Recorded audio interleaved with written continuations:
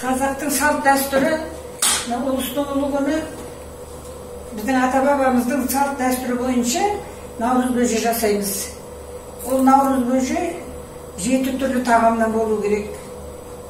Бірінші ет тасып аламыз да, еттің сорпасын қойып қоямыз, етті турап қоямыз.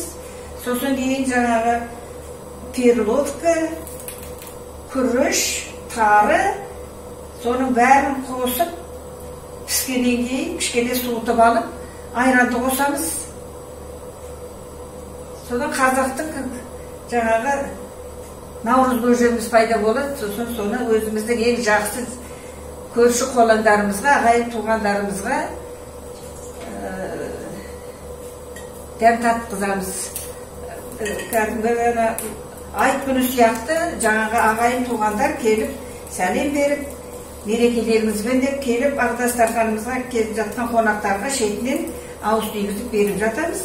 Енді бұл 7 түрлі тағамнан жасалынады деп жатырмыз. Сол 7 түрлі тағамнан жасаймыз, дайындаймыз. Сол дайын болғанда келіп ішесіздер.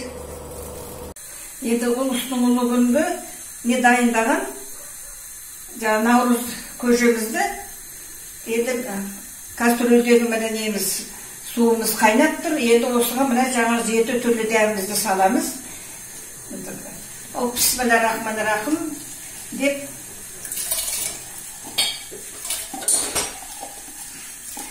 бірінші дәмді саламыз.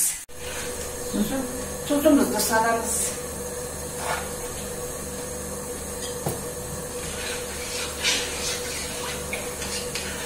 Енді осы жаңағы салған дәмдеріміз піскеннен кейін бұған суытып қоямыз да көжемізді.